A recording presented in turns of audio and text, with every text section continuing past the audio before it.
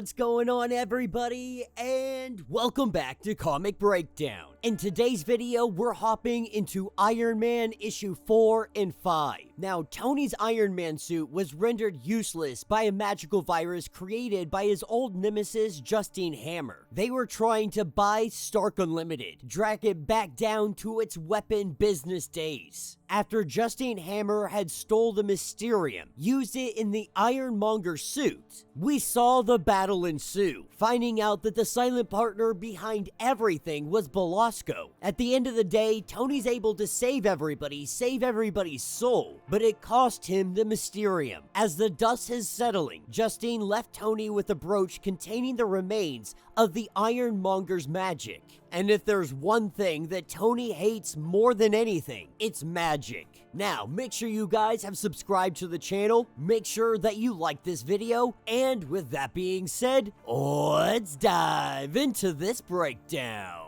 Alright gang, we're picking up in Santa Monica. Tony is sitting here with Riri and they're going over the Ironmonger. The demon stripped out the Mysterium from it. But across all systems, this Ironmonger suit appears to be brand new. It has them wondering, why did they need the Mysterium? And to get Tony's armor back up and working again, all of his suits, they need to scrub Justine's magic malware off of the systems. Tony truly doesn't want to mess with any of this. Taking gifts from nether beings is how you become a Nazgul. They don't understand magic, so he consulted somebody else. This is where we have the arrival of the Scarlet Witch. And Wanda's telling Tony, I really wish that you had called me sooner, especially when we're dealing with this kind of magic. But she's gonna go inside the brooch. She's gonna find out what's going on. She's gonna talk to the Ironmonger magic. And when she touches that brooch, she is transported, taken to a dark land,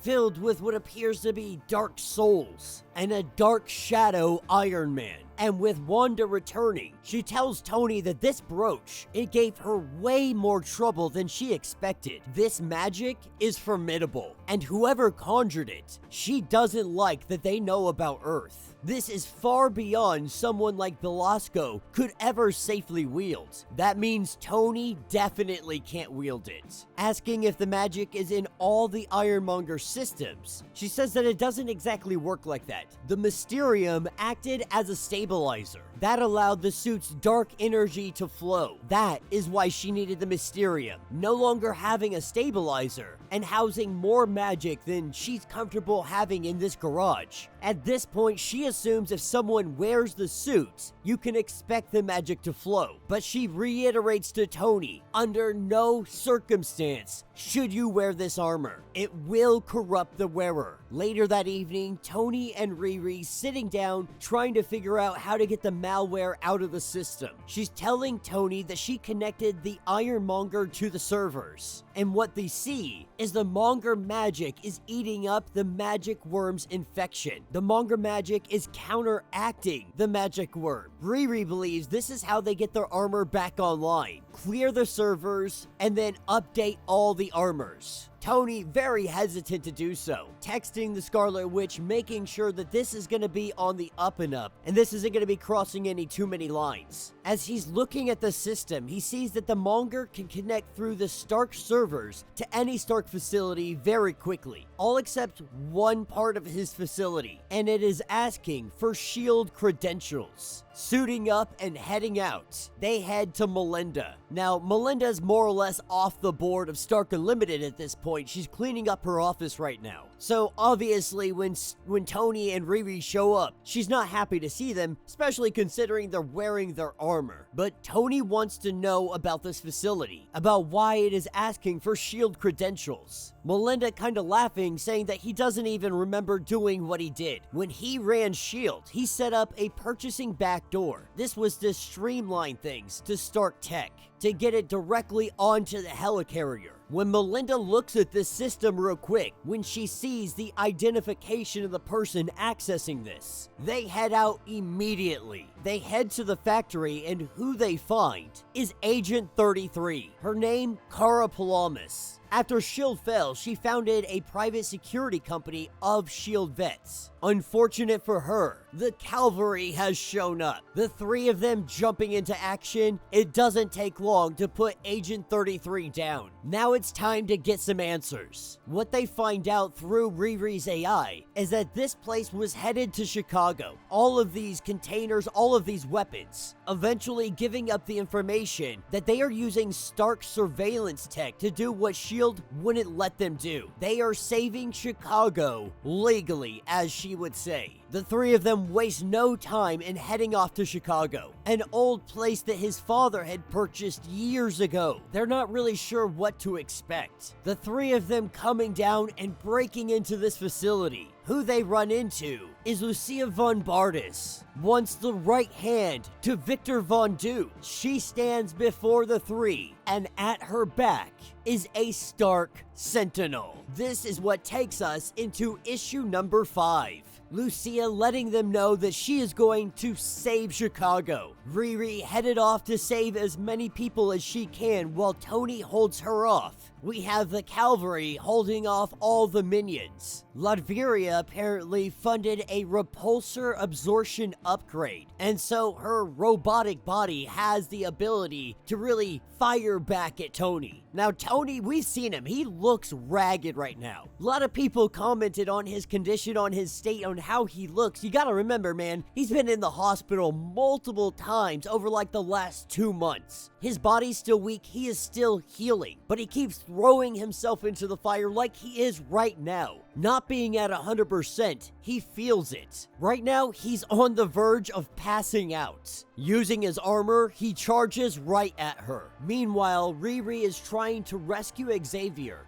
Xavier had gotten picked up by these goons, kidnapped, and brought here. He has no idea what's going on, but when Riri lays down some hate, one of them still conscious. She wants to know what the hell they're doing. He goes on to say that after Wilson Fisk had found Jesus and cut them off, the robot lady staked them in an ability to be able to buy this warehouse and open up shop to clean up the city how they see fit. This is where Riri turns and goes and helps Iron Man. The three of them getting up on their feet. Melinda, Riri, and Tony stand toe-to-toe against her. Now Lucia, she has been livid because she blames Iron Man for so much. His weapons have caused so much damage, so much hurt. Tony goes on to argue that he didn't make weapons for S.H.I.E.L.D. back then, but she's not referring to the weapons, she's referring to the satellite arrays, the data mining, the geolocation software. When it comes to the machinery of order, the best weapons don't shoot, they capture, they store, they assimilate, they target the foundations of freedom, until Latveria's only choice was between Doom and America. Riri letting Tony know that they can overload her. We see the blast from the repulse sword, and Lucia just vaporizes. Riri like, oh damn, like did we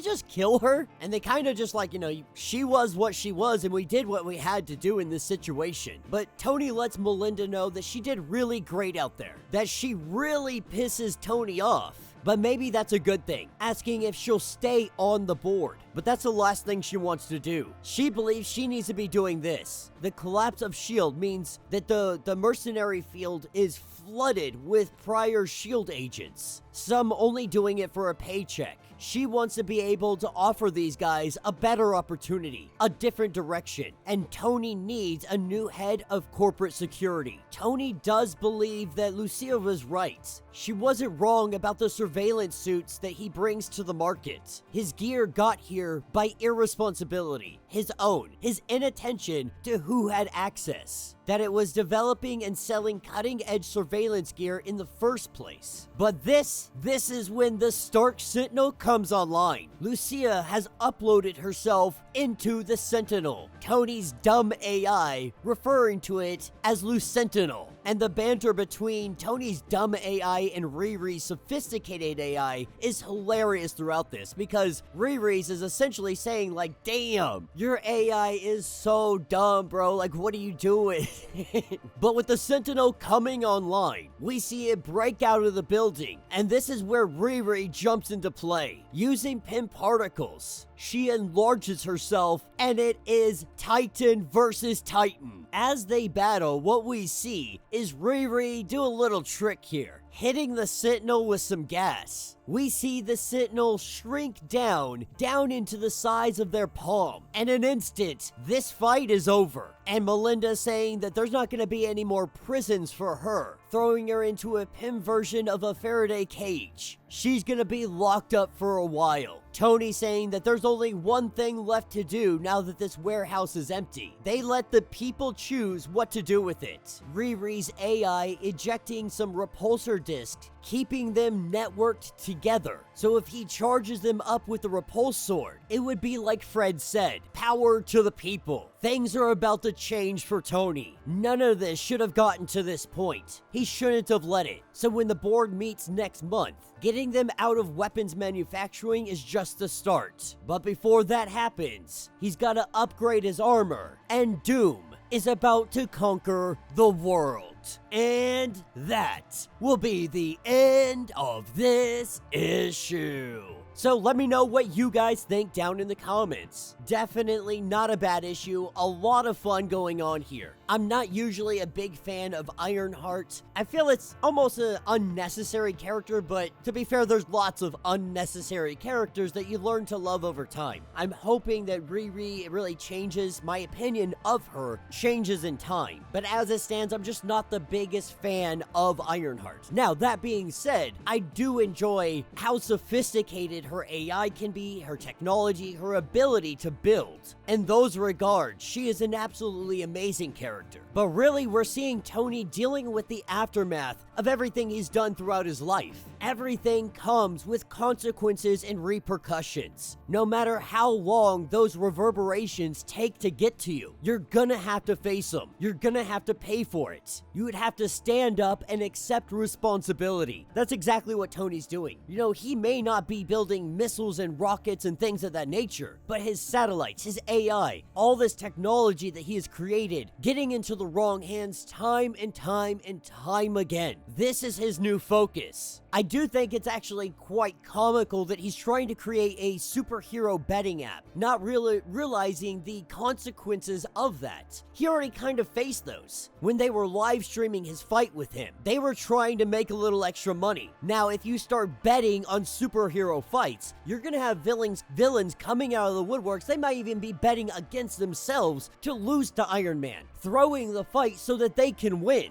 But they're going to be starting fights intentionally just for the betting aspect. This could lead to a multitude of different things. It could lead to straight out brawls in the middle of the street, or it could lead to a gladiator-like situation where we have a kind of legal fighting and betting of superheroes and villains going on, which wouldn't necessarily be the worst thing to do. If you set up an arena where villains and heroes could fight against one another, if they could duel against each other, a lot of these villains may not necessarily have to resort to crime to be able to make money. It's an interesting prospect that can go either way, but we can't worry about superhero betting right now because there is something humongous on the horizon. One World Under Doom is coming up next. So, let me know what you guys think. Let me know your thoughts. Let me know your theories. If you want to get caught up on everything going on with this series, go ahead, check out the link in my description as well as the top of this video. It's going to get you completely caught up on everything going on with Iron Man. If you would like to support the channel, you can always do so by joining the channel membership. Much like Patreon, having multiple different tiers, from $1 to $50 from loyalty badges to comics every single month. Not only are you helping out the channel tremendously, you are getting tons of perks in the process. Now, if you're unable to do this, do me a favor, subscribe to the channel, like this video, hit that notification bell, and with that being said, until the next breakdown.